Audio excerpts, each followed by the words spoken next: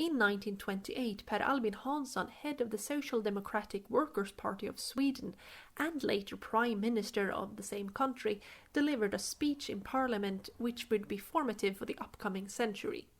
He spoke about his political idea, the Folkhem, or People's Home, in which the state is allegorically conceptualized and imagined as a home, and the citizens of said state were to be considered children. Said Hansson, "The foundations of this home is community. This good home does not know of any privileged or underprivileged, no favourites and no stepchildren. The strong shall not oppress and plunder the weak.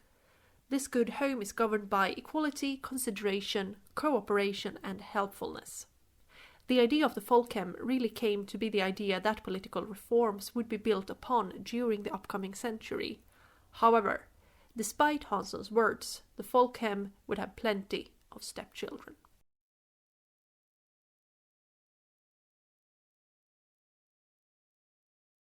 Hello everyhopa and welcome back to my channel.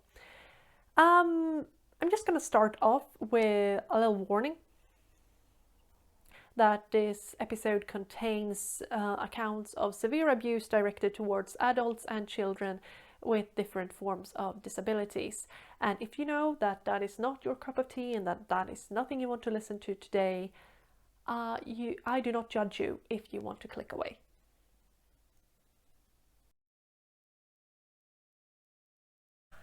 If you are still here despite that warning, here we go. Tooth decay and dental hygiene were massive health problems in early 20th century Sweden. I mean, children as young as 3 years old used teeth prosthetics. And a survey done in the 1920s showed that 99% of conscripted soldiers in Sweden had tooth problems. So it was really a national issue. It can't be stressed enough how bad dental hygiene people really had at the time. But dentists were few and not available in all locations or even affordable to the large bulk of the population. The Social Democratic Workers' Party of Sweden, commonly known as the Social Democrats, had become a powerhouse in politics over the course of the 1920s and 1930s, being responsible for introducing several social reforms. The party aimed to include publicly funded dental care as one of these social reforms. This, however, was controversial, not because the more conservative parties didn't agree that dental hygiene was a national issue. They very much did, but they just didn't want it to be paid with taxpayer money. Because, due to the population's poor dental hygiene, the costs would be astronomical. It was generally agreed upon that the best way of keeping these costs down was to prevent tooth decay from even happening in the first place. However, the politicians would have a far easier task of motivating the reforms if there was scientific evidence on how to prevent these issues to back them up with. Though nobody really knew the cause and preventions of tooth decay, it was suspected that sugar was a problem or food sticking to the teeth, because that had been suggested in earlier studies made in the US and the UK. So, in 1939, the Swedish government tasked the Swedish National Board of Health to come up with the answer to 2 research questions. 1. What is the cause of tooth decay? 2. How can tooth decay be prevented? It was decided that an independent study should be made, and this study should be larger than any dental study ever done before, basically. Further, the project was to be carried out with the use of human participants, or basically human test subjects. Now, the question was where to find a group with appropriate test subjects. Enter Vipeholm Hospital, a new institution that had opened in 1935 in the very south of Sweden. This was not only a brand new institution, it was also a brand new form of care. I'm saying care because I can't find any other word for it. The patients consisted of a very diverse group of people. Some had learning disabilities, others had physical disabilities. There were also people on the autism spectrum, some people had Down syndrome. These men, women and children were considered obildbara, which means unable to teach. And the basic idea was that they should be locked up away from the rest of society. And the patients, I'm going to use the word patients within brackets, were often sent to the Vipeholm when they were children because their parents were persuaded by doctors that having a child with disabilities could have a negative impact on their other children. And when somebody entered Vipeholm, it was very likely that they would remain there for the rest of their lives. And in many families, they were in some families they were, ignored and forgotten, and people didn't really talk about that one of their children had been sent away.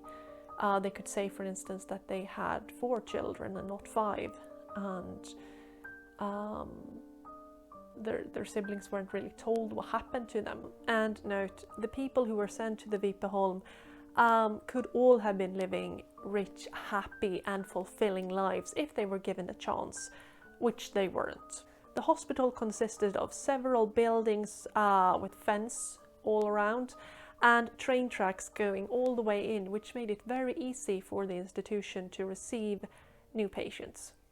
At the time, the brand new institution hosted about 1,000 patients, and about 1/3 of these 1,000 patients were in bed, which means that they were unable to get out of bed, or they were tied to a bed 24/7. And about half of the patients were not able to communicate in a way that the staff would understand, or the staff didn't understand them, but they were probably definitely communicating.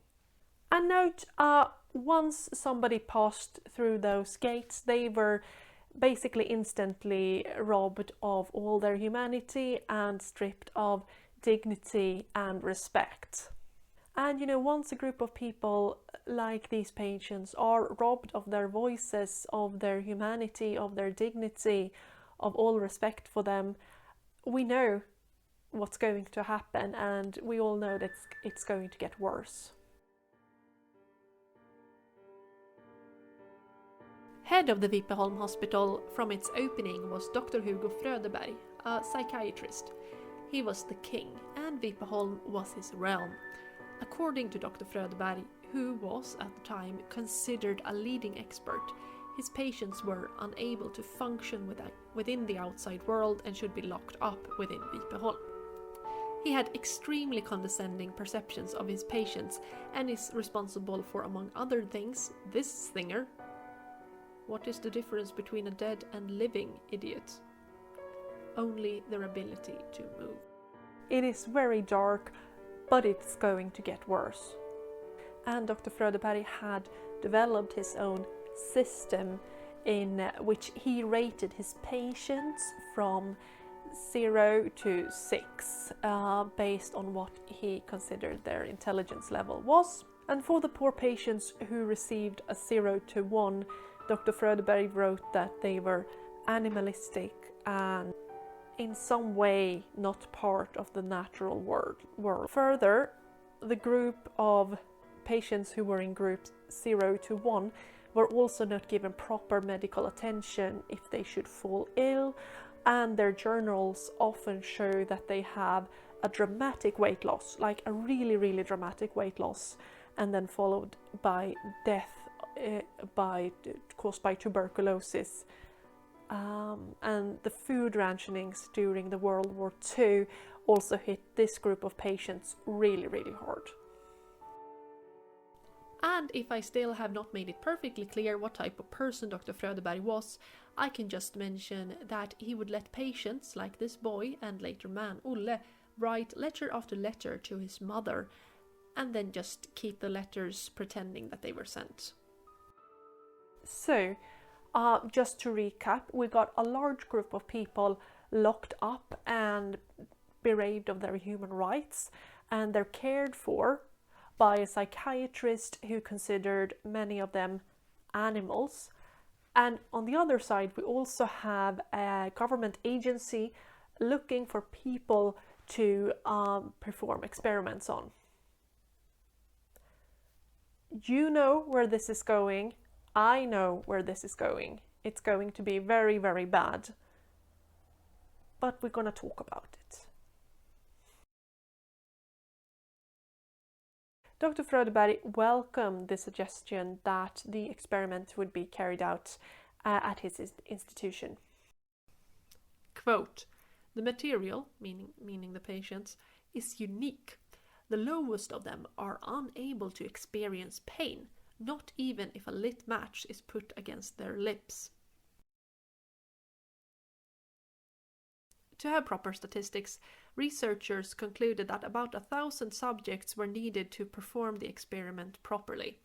And by the way, the guy responsible for the statistics was also the head of the State Institute for Racial Hygiene, so that's that. The experiment started to be set up during 1943. As many patients were afraid of the dentists, and no wonder, as they were regularly assaulted and beaten by the staff, they resisted violently to having their teeth checked. As the state had forbidden that experiments were carried out with any violence, these patients were omitted, which made the group of subjects drop from about 1,000 to 660. So, phase 1 of the experiment was commenced in 1946, and it consisted in having the patients eat a healthy diet in combination with minerals and different types of vitamins, because they wanted to see if the minerals and vitamins had any preventing effect when it came to tooth decay. And actually a few of the staff participated in this part of the experiment too. And after a year, the food or the diet change had given results in that patients had gained weight and they were a bit healthier, but nothing had really happened with their teeth, and that was the cause of the experiment. You know, that's the whole background. So it hadn't gained the results that the government was looking for, basically. And this was embarrassing for the researchers because the experiment had been expensive and Parliament expected results. So this was when a decision was made to change the course of the experiment entirely. And this was done without consulting Parliament first. Because if phase 1 of the experiment was all about trying to see if you could prevent tooth decay, phase 2 was all about causing it. And the staff did not participate in phase 2. Side note, you might have noted that there's a distinct lack of ethical considerations here, and yes, there was. This was in 1947, the very same year as the Nuremberg Code was produced. The code had been created as a response to the Nuremberg trials following the Second World War, and laid out strict guidelines regarding human test subjects in scientific experiments. The code clearly states that all participation in scientific experiments must be entirely based on consent.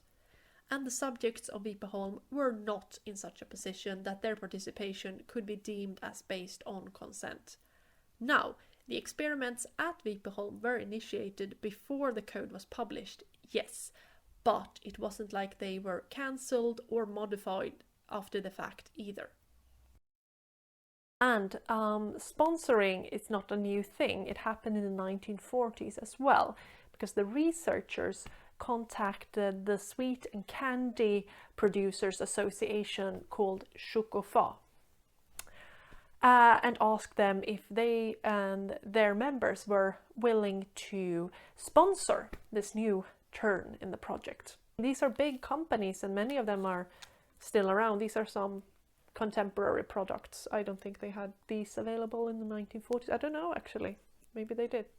And as the association was interested to see whether their products were actually harmful, they actually agreed to sponsor the experiment. Also, the manufacturers were offered to have special results delivered, which they could use in order to produce healthier sweets that wouldn't be very damaging.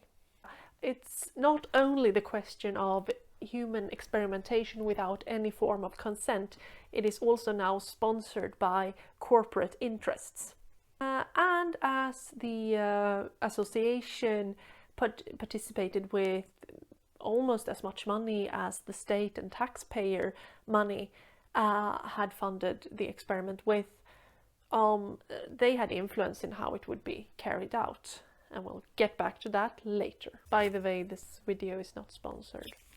The project and sponsorship was top secret. Everything was kept from the press and loved ones. The subjects were arranged into separate groups and kept on separate wards in order to control their diet. As an example, one group had a regular diet without sugar, other group had a carb-free diet, another group had 300 grams of sugar added to their daily meals. And then we've got the so-called high-risk groups, the sweet groups.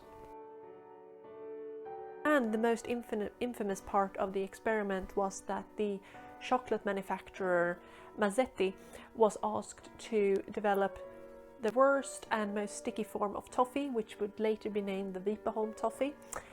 And the idea was that the sticky form of toffee would stick longer to the patient's teeth and that it would be hard to chew. Mazzetti delivered, and the Vipeholm toffee was born.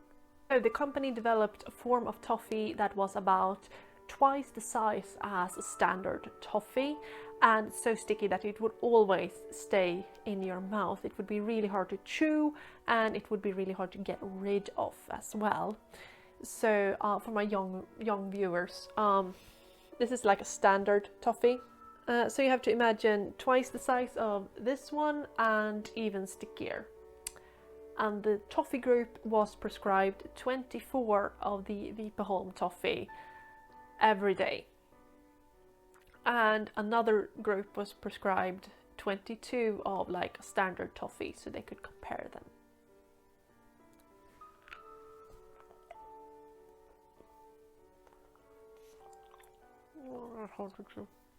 No toothbrushes were allowed. About half of the subjects in the study had assisted eating, which means that they were basically in bed 24 hours and force-fed whatever was brought to them. The patients who were allowed and able to walk around were given their sweets so they could have them in their pocket, and the idea was that they would continuously eating. They would always have something that they would be chewing on. And when the patients show signs that they were tired of the particular taste of the sweets, it was changed around a bit. So you changed the color and then you changed the taste. So you had the raspberry and the chocolate and the orange and the light and the dark toffee. All in all, the industry sponsored the experiment with about 30 tons of sweets. When subjects were caught trying to avoid eating the toffee by hiding them, swallowing them whole and almost choking, or throwing them in the trash, measures were taken. Dr. Fröderberg did personally go around and go through the waste baskets at the hospital to make sure that no sweets were thrown out. Nothing was to jeopardize the integrity of this experiment. This is really hard to talk about. It was really hard to write this episode actually, but it's going to be darker. It's about to be darker, yeah, because 18 of the test subjects in the study were minors when the study commenced, and this was quite recently discovered actually, because they are referred to as man or woman within the within the official papers. And the youngest one seems to have been a boy who was only age 6 when the subject started. And yeah, he had a modified portion, but when he was about age 10, there would be 10 of his teeth that were actually extracted from his mouth. Another very heartbreaking story is that of Bertil, or patient C47 as he was referred to in the experiment, who was 12 years old when the experiment started. And a few years later it was actually recommended that he would be removed from the Vipeholm because an outside inspector thought that he should be removed, he shouldn't be here. But Dr. Fröderberg said no, because that would jeopardize the experiment, and the experiment was more important apparently than Bertil's well-being. And Bertil died when he was 14 years old at the Vipeholm.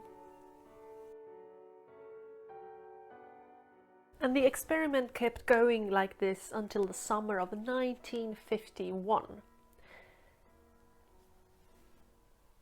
And yeah, I can say that they did find a correlation between sugar and tooth decay. And among the 220 patients who were in the high-risk group, there was an average of 10 cases of tooth decay per person. And one person had 17 cases of tooth decay. And this hadn't really been treated over the course of the experiment because they wanted to see what happened. And the subjects were supposed to receive dental care after the experiment was finished. But if they showed signs of not wanting that, they were refused that. So they would just keep walking around with broken teeth. And these results were disastrous for the confectionery and sweet industries, and since they had influence over the study, they managed to stall the publication of the results in 2 years. And the study was published in 1953 with the singing title Tooth Decay and Carbs. And it caused an outrage, but not really because of why it should have caused an outrage, or the biggest reason as why it should have caused an outrage. People were initially more angry about the involvement of the corporate interests within the study. People were upset that it had been bought, basically, and not so much the ethical aspects. The ethical aspects were not totally lost though, as one member of parliament from the Liberal Party spoke about the aspects of using the Vipeholm patients as they were not in a position where they could fully leave consent. He evoked the idea that a similar experiment would be carried out at one of the many boarding schools for the elite, and that it would have been considered unacceptable. Also, the very same year, a young student who had a summer's job at Vipeholm leaked information about physical and psychological abuse at the institution to the press. Notions of how staff mistreated the patients were picked up by bigger newspapers, and a formal investigation was launched. The police became involved, and at least one staff member was convicted of abuse and lost their job. So that's that. And these results, however, really struck the world like a bolt of lightning, and suddenly the Vipeholm Hospital was world famous, and it was discussed all over the world about the sweets and the sugar and the teeth. But Dr. Fröderberg, he was very, very pleased that his unteachable patients had been, quote, a great use to the entire world. And by the way, Dr. Fröderberg was later awarded with the Order of the North Star, which is one of the higher orders that a civil person can receive in his home country of Sweden. And he remained the head of the hospital until his retirement in the 1960s. And he started a new project in which dead patients' brains were extracted and sent away for dissection. God damn it, I'm over it. I'm done. And in 1947, just as a coincidence, the Swedish National Board of Health started advocating for the lördagsgodis, which means Saturday candy, which means eat sweets only once a week, and that's on Saturdays. Maybe you've heard the expression, all the sweets you like, but only once a week. Now you know where it comes from. Human experimentation. It's easy to blame the time period and attitudes of the era in which this took place, but that would be an oversimplification. When the researchers at Vipeholm performed the project, the Nuremberg Code was very much a thing, and whistleblowers who seemed to genuinely care raised the alarm regarding the patient's welfare. None of the people who were forced to participate in the Vipeholm sugar experiments are alive today, and can therefore not testify themselves regarding the experiments. Many of them do not have a proper grave, but only a memorial in the North Cemetery in Lund. The inscription reads, "If the journey was stormy, how lovely is it to reach the harbour." They are, however, not forgotten, and the debates about the abuse that they endured are still raging. Many disability activists are pushing for a formal apology from the Swedish state, and there have been suggestions of opening a museum to show the extent of this abuse. And actually, I had to postpone filming this with one day because there was actually a seminar in Parliament, a digital seminar that I attended yesterday that discussed this. In 2022, a feature film about the experiments is planned to hit cinemas. If we can go to the cinema in 2022, that is. The Vipeholm patients were stripped of their individual rights as people, and that enabled experts to perform experiments on them without their consent or their family's knowledge. And as I mentioned earlier, these are people who could have lived rich and happy and fulfilling lives if they were given the chance, but they weren't. The children of the Folkhem received the subsidized dental care and sweets once a week, and therefore their dental health really improved over the years. But the horrifying bit is that the stepchildren of said Folkhem really paid the price. So with that, I really want to thank you for sticking with me through this video if you made it. I know this is a really heavy topic. I had problems like actually writing and researching it as well as presenting, as you might have noticed while watching this. But I think it was an important topic that should be talked about more and more. And it's definitely discussed in Scandinavia. So thank you for watching, thank you for subscribing or sharing or leaving likes or comments. I hope to see you soon again, and I really hope that we can discuss a less heavy subject that time. So please stay safe, take care, and I hope to see you soon again.